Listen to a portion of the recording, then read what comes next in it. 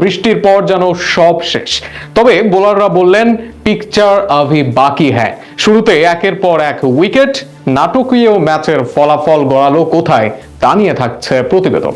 দুর্দান্ত শুরু করেছিল বাংলাদেশ দলের ওপেনাররা, কিংবা টপ অর্ডার তো বলাই চলে, যদিও ভালো খেলেননি তানজিদ হাসান তামিম। তবে শুরুর দিকে খুব একটা মন্দ ছিল না বাংলাদেশের ওপেনিংটা, তবে এরপরই যেন ধস নেমেছে বৃষ্টির পরে, কিংবা বৃষ্টির কিছুটা আগে। খেলা নেমে এসেছে 15 ওভারে, আর সেই 15 ওভারের খেলায় বাংলাদেশের জন্য ইতিবাচক না হয়েছে আরও বেশি নেতিবাচক। এরপর বল হাতে তেমনিভাবে আরও দুর্দান্ত শুরু করেছিল শরীফুল ইসলাম, তবে শরীফুলের সাথে সঙ্গ দিতে পারেননি অন্য বোলাররা, আর অল্প টার্গেটে সহজ জয় তুলে নিয়েছে নিউজিল্যান্ডের ব্যাটাররা। শুরুতে ব্যাট করতে নেমে 11 বলে 16 করেন সাইফ হাসান, আর 10 বলে 6 করেন তানজিদ হাসান তামিম।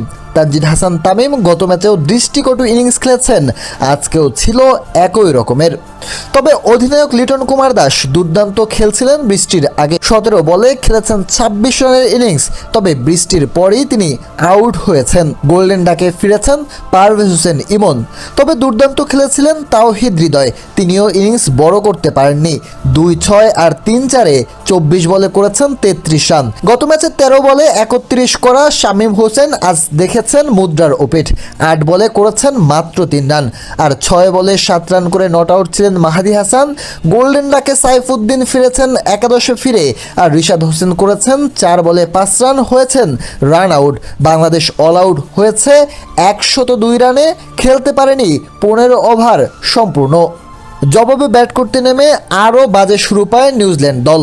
এক প্রান্তে রবিনসন থাকলেও 2 বলে 1 রান করে ফেরেন ক্লার্ক, তাকে ফেরান শরীফুল ইসলাম। এরপর শরীফুলের বলেই আউট হন ক্লেভার। রবিনসন 14 বলে 23 করে শরীফুল ইসলামের বলে বোল্ড হয়ে ফিরেন। এরপরে নিক কেলিকে ফেরান শেখ মাহাদি হাসান। তখন মনে হচ্ছিল বাংলাদেশ হয়তো দুর্দান্তভাবেই ম্যাচে রয়েছে, তবে 4 উইকেট পড়ার পরই দুর্দান্ত খেলতে থাকে জ্যাকবস এবং ফক্সক্রফট।